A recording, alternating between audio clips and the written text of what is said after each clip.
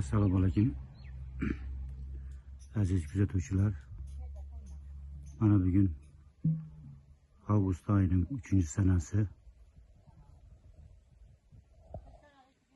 Hoshapboy bog'imizdan ketmon sopi uzumimizni video qilyapmiz. Bu uzum haqida qisqacha to'xtalamiz.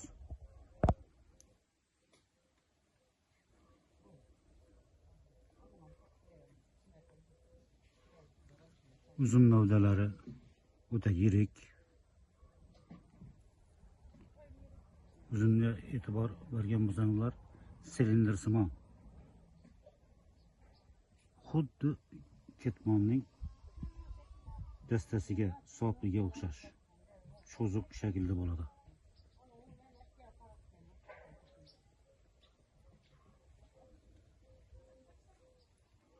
Rangi sarg'ish oq, oftob quyosh tekkan tomoni chiroyli push rang oladi.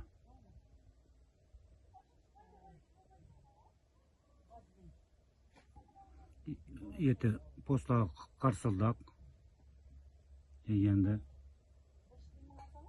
go'shtdor, o'ta shirin, mazali uzum. Mehnatsevar uzum. Buni sentyabr oyida to'liq pishish sababli shu oyda uzum atroflari, barglari olinadi.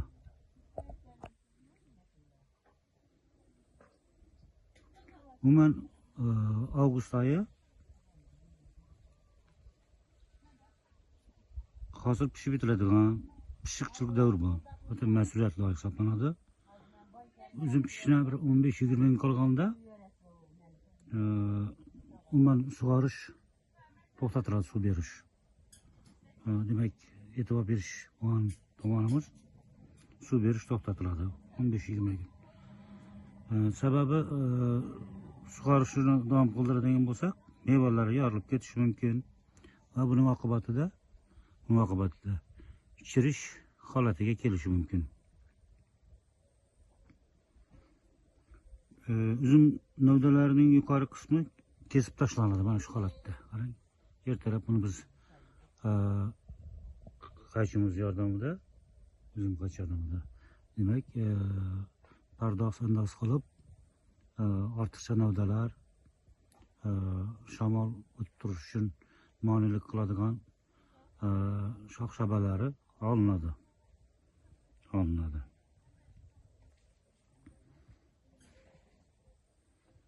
Yaproqlari uzum atrofidagilar yurib olinadi. Bir jihatni unutmaslik kerakki, lekin ochib tashlaymiz desak, qarang, arilar. Demak, ketmon sopi uzumning tevaragida shakar deyarli 70-80% to'plab bordi. Qarang.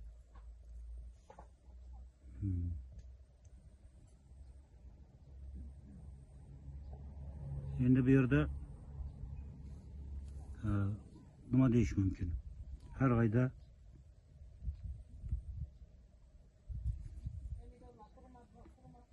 qilinadigan ishlar bor.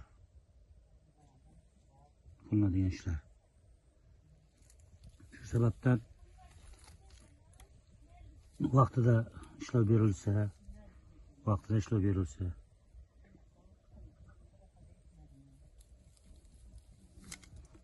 qaralsa, bir oddiy til bilan aytganda,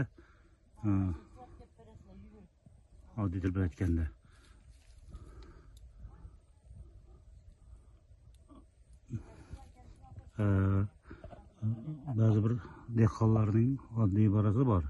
Uzum ichidan chiqmaysan deydi. Bu degani, e'tibor berasiz, qaraysiz, mana shu holatga keladi. Mana bu yerda avatar uzumlarimiz qalin qolib ketgan. Mana shu sababdan sal maydaroq kechikadi. Endi nima deyish mumkin?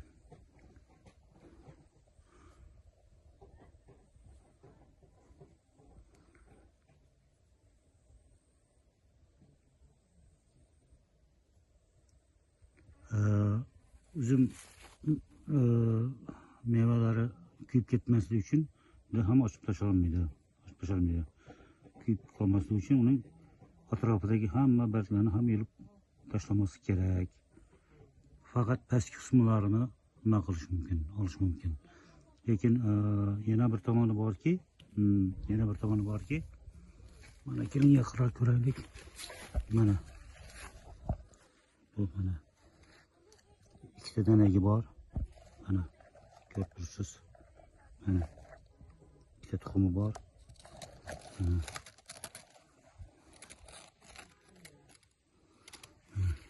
Öte yirik. Güzel uzun. Qarang. Xo'siniga o'xshab ketadi shu toifadagi, lekin bu dumaloq silindrsimon cho'ziq bo'ladi. Qarang. Go'zalligini qarang, mehnatkash uzun. Mana mehnatkash uzun. Mana qarang. Endi mana shu holatga keldi bu. Tepa qismi e'tibor bergan bo'lsanglar ochilgani yo'q. Sababi qirovli kullar bor. Qirovli kul.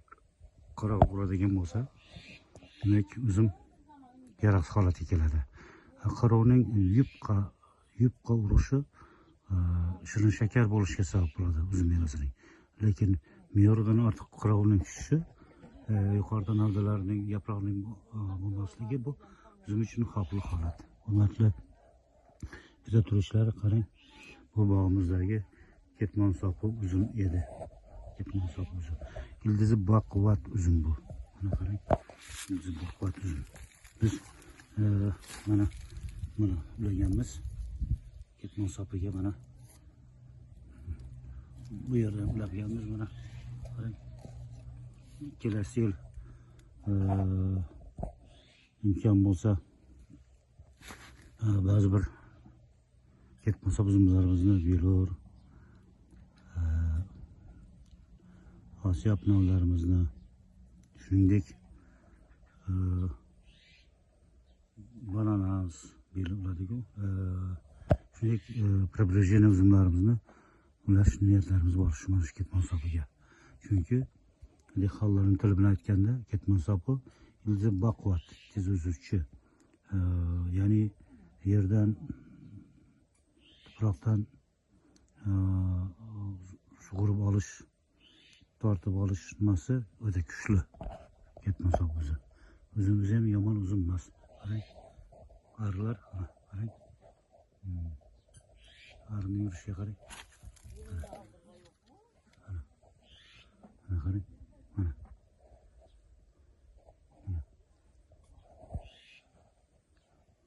Mana dehqon bog'idagi o'zgarishlarni ko'rib, mana e'tibor bergan bo'lsangiz, bu yerda boshqa uzum navlarimiz, mana qarang,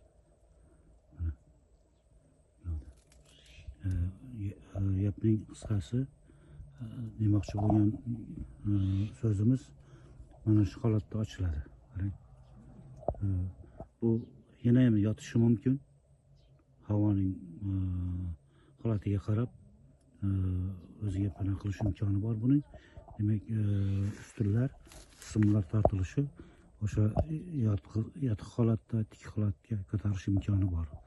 Demak, hurmatli kuzatuvchilar, ko'ring, yurtimizning go'zalligi bog'larimiz bilan, ayniqsa sahro, qum, o'rmonsiz, tog'siz joylarda mana shunaqa bog' yaratish insondan mehnat talab qiladi. Mehnat, o'z navbatda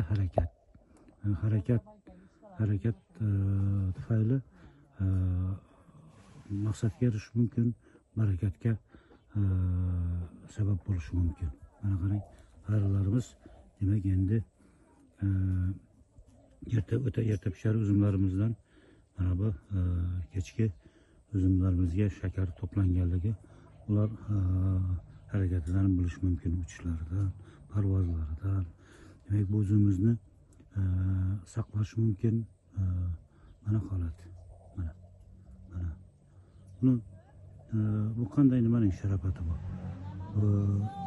Bu o'z navbatda biz Osiyobboy bog'imizda faqat mineral o'g'itlar bermadik bunga. Umuman. Faqat organik o'g'itlar bilan shu darajaga keldi bu. Organik o'g'itlar, tabiiy o'g'it bo'ldi. Boshqa hech nima bermadik. Agar mineral o'g'it berganda yana ham boshqacha bo'lishi mumkin edi. Mana qarang. Qarang. Qarang. Mana. Demak, mahalliy novlarimizning ajoyib uzumlaridan biri shu. Ketmon soqi. Mana qarang. Mana. Bog'imizda go'zallikni qo'lingiz yaratadi, mehnatingiz yaratadi. Shuningdek, bu holatga kelishining asosiy sabablari vaqtida qarash, vaqtida ishlov berish, e'tibor berish. Demak, inson go'zallikka oshno bo'lib yashaydi. Hurmatli kuzatuvchilar, kuzatishda davom qiling. Biz navbatdagi uzumlarimizni siz azizlarga birgalikda taqdim qilib boraveramiz. Yaxshi kunlarda uchrashish, hammamizga uchrashish nasib etsin. Sog' bo'lin.